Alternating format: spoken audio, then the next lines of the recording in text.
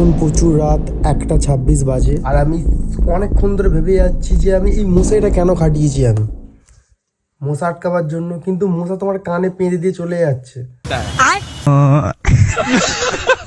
মশার ভেতরে কখন মশা ঢুকে গেছে, 3-4টে মশা প প প করছে, তারা গান গাইছে নাকি পাঁচছে বুঝতে পারছি না আমি। আর এই মশাটা কেন খাটিয়েছি আমি তো বুঝতেই পারছি না আমি। হাওয়া আটকানোর জন্য? হাওয়াতে তো আটকাবে না, তার কারণ হচ্ছে কি এখানে তো ফুটোয় ভর্তি, ওপরে কিছু দিইনি আমি। তো কিসের জন্য মশারিটা খাটানো? ঘরের ভেতরে একটা ঘর করার জন্য? সেটাই বুঝতে পারছি না আমি। আর এরা বেদম ঘুমাচ্ছে, আর ওখানে শিল্পী ঘুমাচ্ছে। তো ওই কারণে ক্যাঁতাও শর্ট পড়ছে। এই দেখো, এই দেখো, একটুখানি দেখো।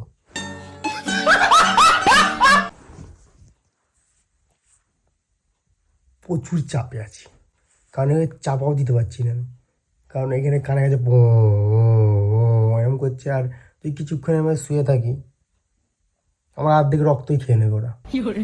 সেই জন্য ঢাকা দিতে হবে। ঢাকাটা যে দেবো, এই দেখো বেরিয়ে যাচ্ছে।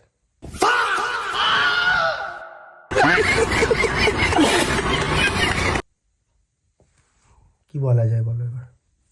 না না, কি বলা যায় তোমরাই বলো, কি বলা যায় এতে?